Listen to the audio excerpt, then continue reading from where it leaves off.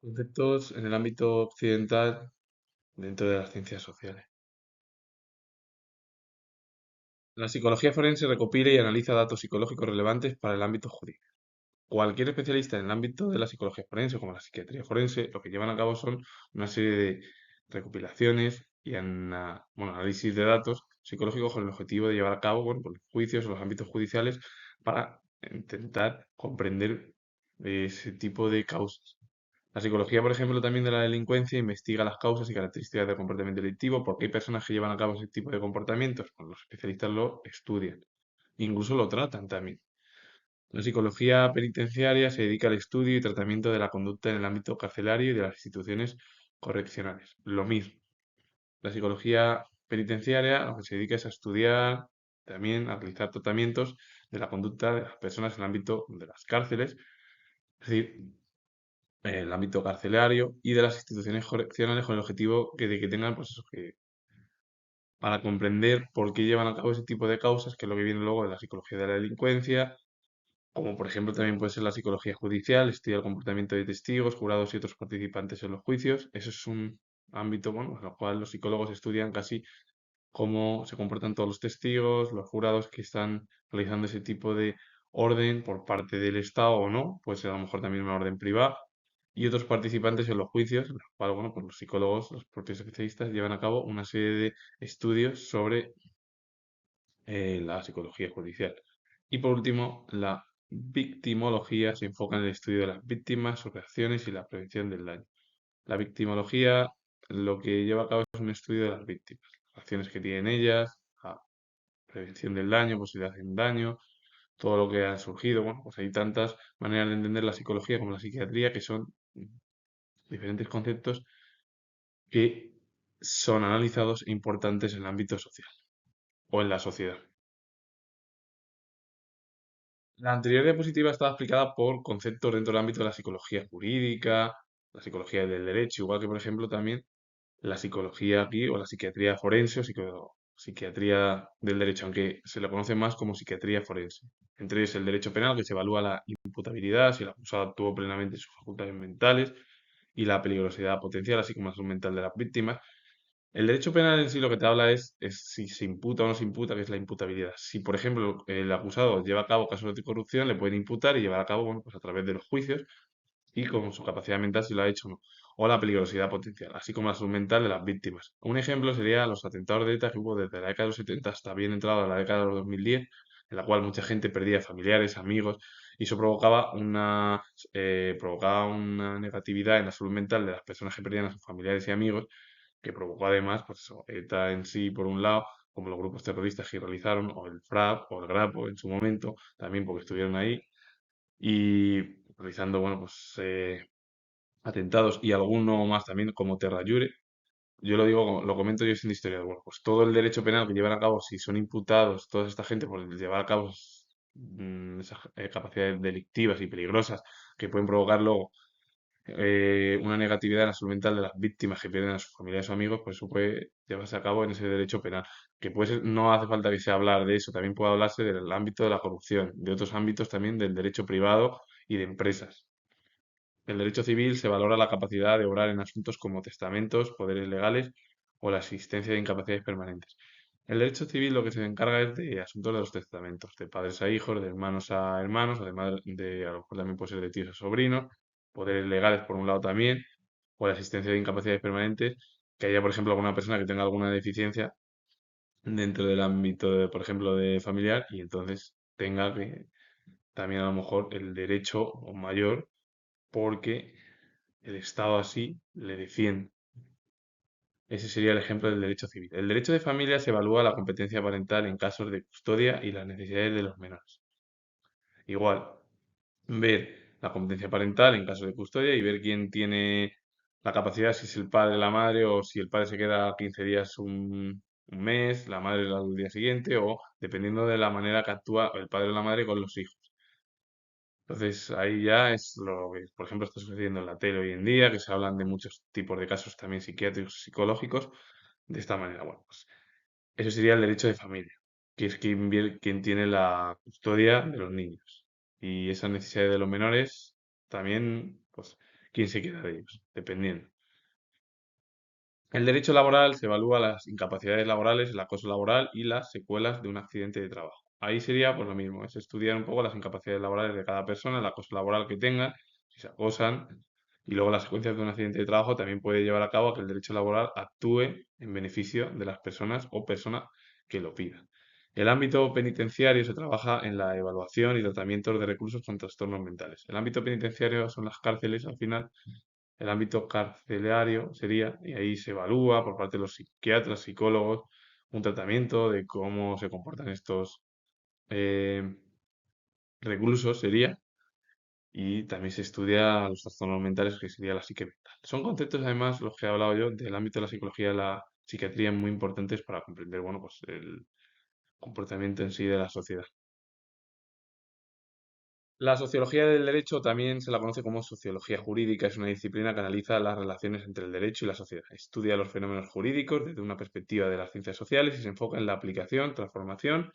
y los efectos sociales de las normas e instituciones jurídicas.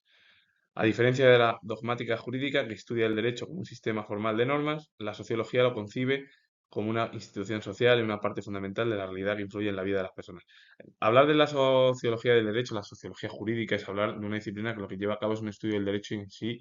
con el conjunto de la sociedad, en la cual ahí estudia fenómenos jurídicos desde una perspectiva de las ciencias sociales y se enfoca también en la aplicación, transformación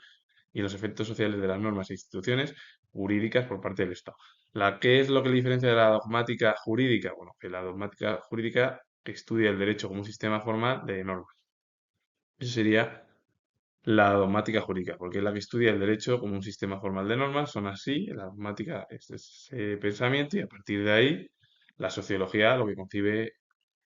al final una institución social, que así es como lo concibe, y una parte fundamental de la realidad que influye en la vida de las personas, que en sí en realidad es casi un estudio de la sociedad en su conjunto y luego aplicar los derechos jurídicos del derecho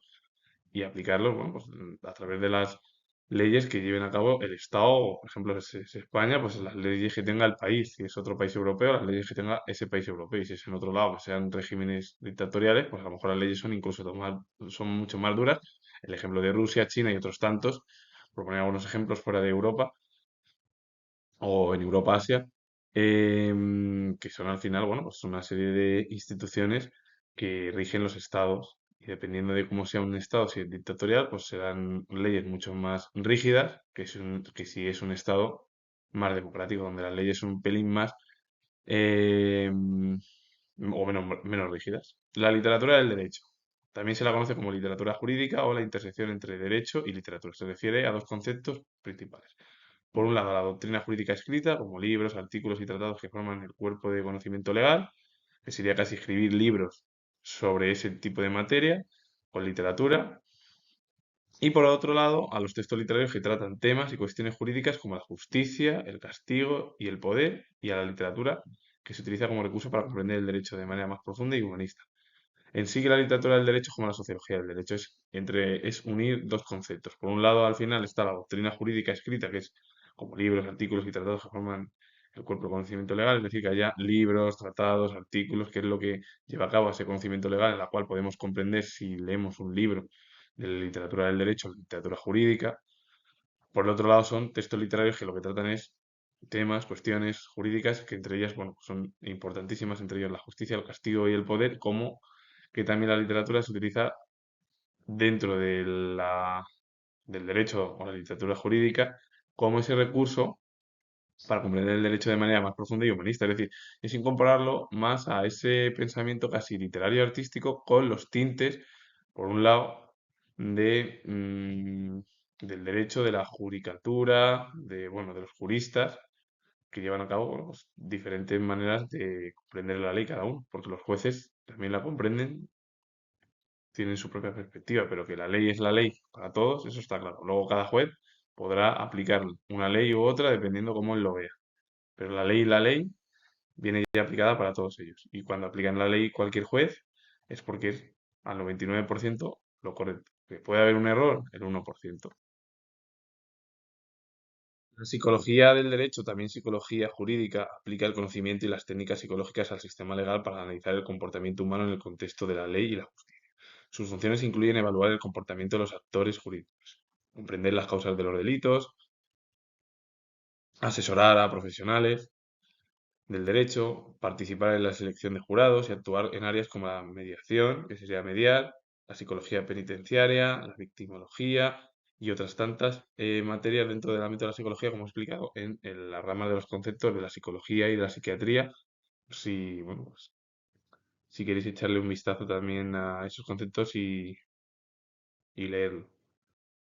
Em, a partir de ahí, la psicología del derecho o psicología jurídica lo que lleva a cabo son el conocimiento y las técnicas psicológicas, es el sistema legal,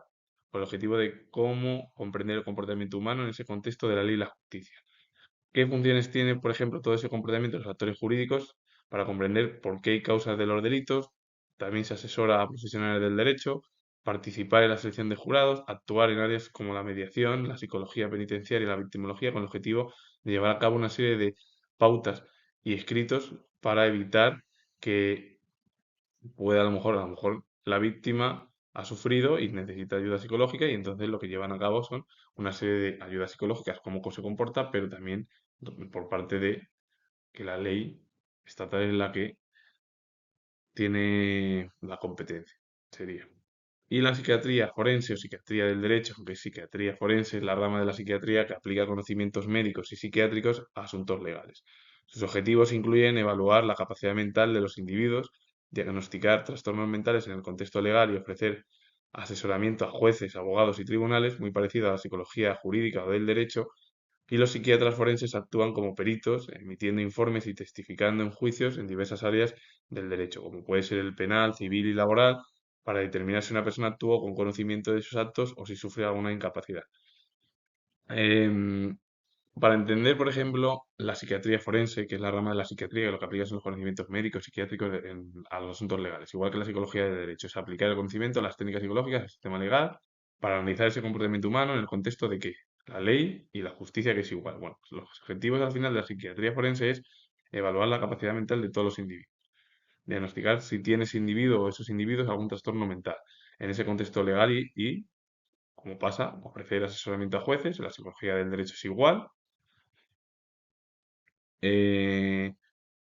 También abogados, a tribunales, asesoran a todos, a gente especialista.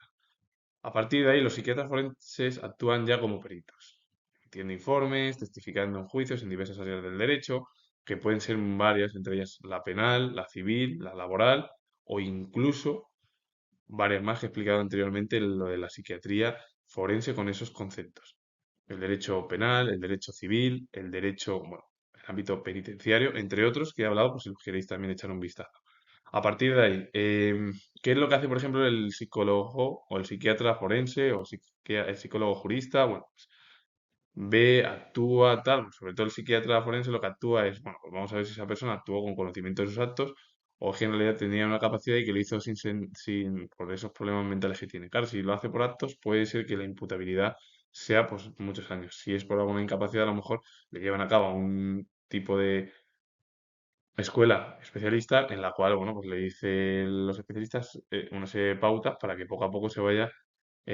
mejorando su vida y tenga, bueno, pues un reenganche lo más positivo en la sociedad, dependiendo. Por eso son los psicólogos jurídicos, psiquiatras jurídicos, todo el ámbito del derecho, sobre todo en la psicología, en la psiquiatría. La filosofía del derecho es otra cosa que por cierto, subí un vídeo de la filosofía del derecho, pues si lo queréis ver en la definición. Es algo diferente. A partir de ahí, cada especialista en los dos lo que intenta llevar a cabo son conocimientos de la psique humana con los problemas de la ley, de la justicia, que sería el contexto social.